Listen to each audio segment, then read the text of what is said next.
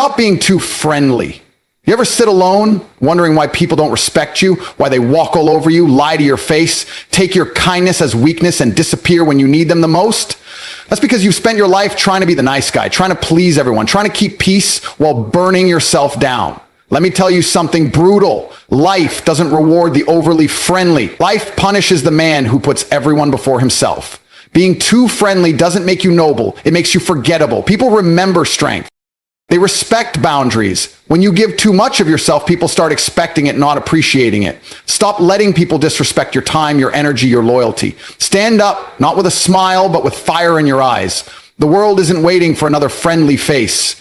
It's waiting for a man who can't be broken, who demands respect by the way he moves, not by the words he says. Wake up, harden your heart, cut off the leeches. Being too friendly in a savage world will cost you everything. Your time, your power, even your destiny. Most people spend their lives trying to please everyone. They smile when they're angry, say yes when they want to say no, and bend over backwards for people who wouldn't even flinch to lift a finger for them. They think that being liked, being accepted, being the go-to person will somehow make them valuable. But here's the raw truth. If your value is based on how much you can sacrifice for others, then you're not valuable. You're just being used. Stop pleasing everyone, because the more you do it, the more invisible you become. You're not respected. You're not admired. You're taken for granted.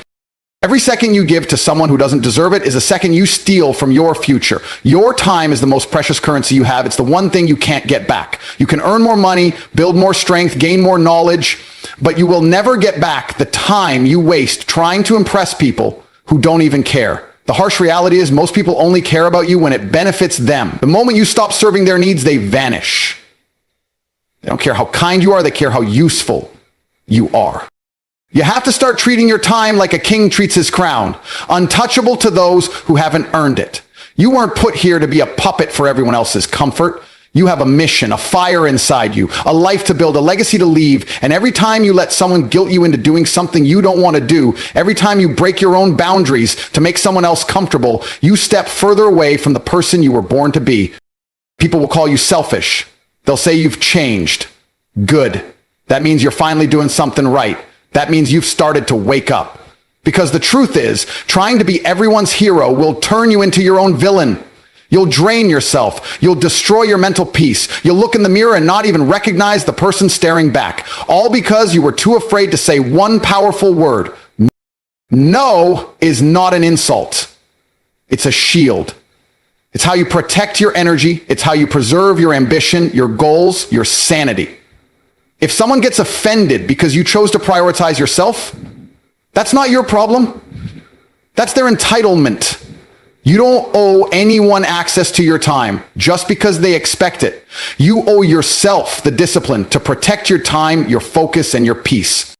So think of all the time you've wasted chasing approval, doing favors you didn't want to do, attending events you hated, smiling at people who drained your soul. Now imagine if all that energy had gone into your growth, your craft, your hustle. Where would you be now? How far ahead would you stand? That gap between where you are and where you could be, that gap is filled with all the time you gave away to people who didn't earn it.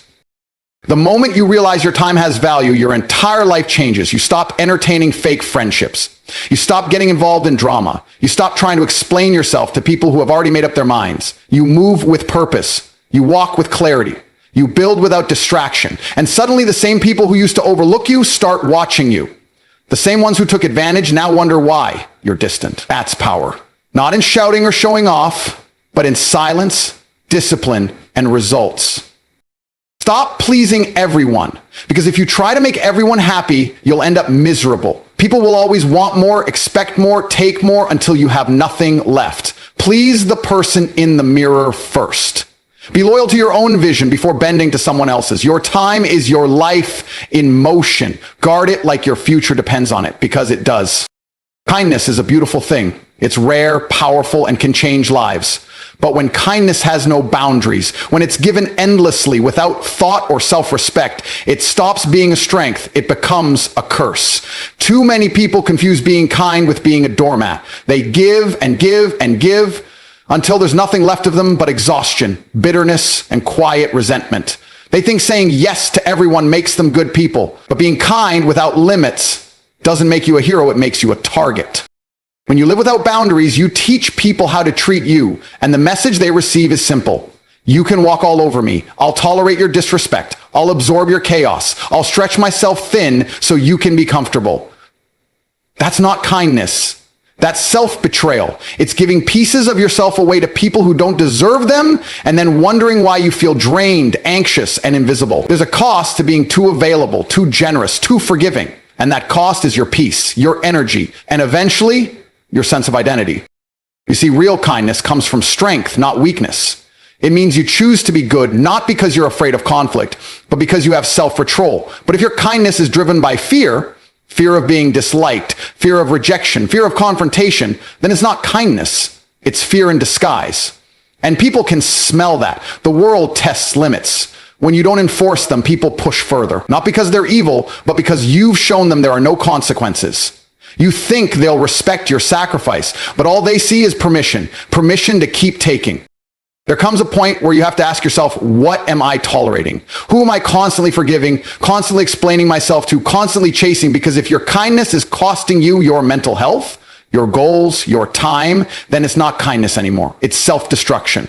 You weren't born to be everyone's emotional sponge. You're not responsible for fixing people who refuse to fix themselves. You're not a lifeboat for people who won't learn how to swim. Stop overextending yourself just to keep people comfortable in their dysfunction. You need boundaries like you need oxygen. Boundaries protect your focus, your drive, your mission. They tell the world, this is where I end and you begin. I respect myself enough not to tolerate what drains me. And yes, setting boundaries will make some people angry. They'll accuse you of being selfish, cold, or distant, but let them. The people who truly respect you will understand. The ones who don't were never on your side. They were only around as long as it was easy to use you. Let them go. Let them talk. Let them misunderstand you. Because at the end of the day, your peace is worth more than someone else's temporary approval.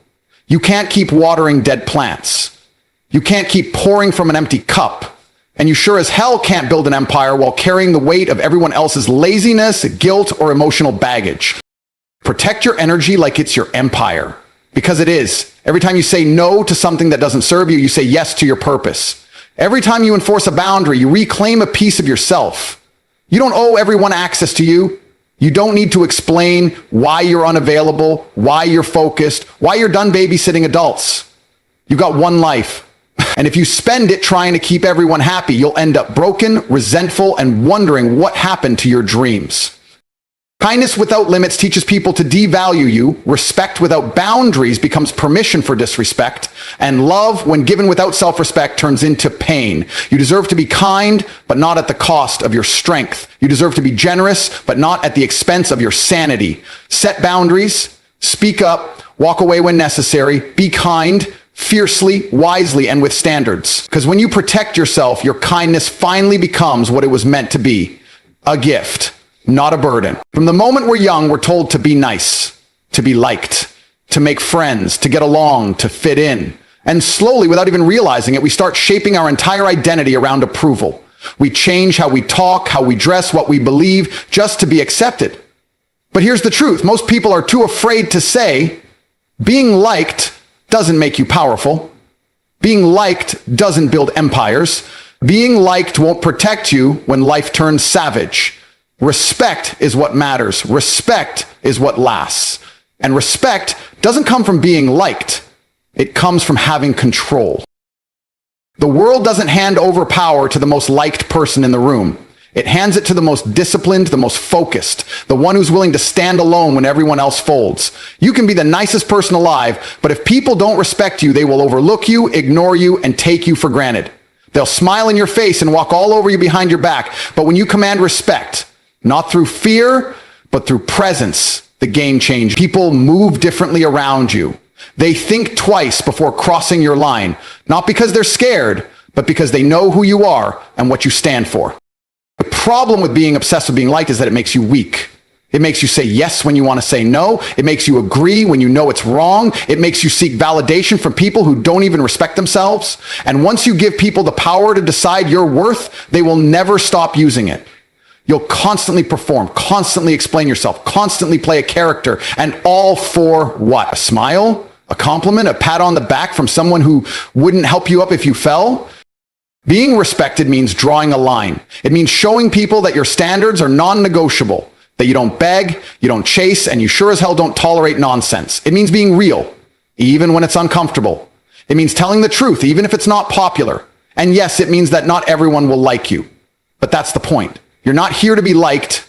You're here to be remembered. You're here to build something real. And you can't build anything worth having if you're constantly bending to win approval from people who don't even matter. Control is not about controlling others. It's about controlling yourself, your time, your emotions, your attention. When you have control over your reactions, over your decisions, over your path, you become untouchable. That's where power lives. Not in applause, not in fitting in, but in having the courage to stay grounded while the world tries to pull you in every direction. People will try to test you, provoke you, bait you, just to see if you're really who you say you are. When you stay calm, focused, and unshaken, that's when you earn respect. Respect also comes from results. You don't need to talk big, just move big. Let your discipline do the talking. Let your work speak louder than your words. People might not like how intense you are. They might not like how focused you've become. But when they see you winning, when they see your growth, when they see your life leveling up, they won't be able to deny you. And that's the power of respect. It can't be faked and it can't be taken. It has to be earned. And once you have it, it holds weight. You got to ask yourself, do you want to be liked temporarily by people who don't even know themselves? Or do you want to be respected permanently for standing your ground, chasing your mission, and building something that actually matters? One path is soft, easy, forgettable. The other is hard, lonely, but unforgettable. You decide. Because when it's all said and done, the people who truly win in life aren't the ones who are liked the most. They're the ones who are respected the most. And that respect didn't come from playing nice. It came from leading, from taking control, from doing the hard things when no one else would. Power isn't found in pleasing others. It's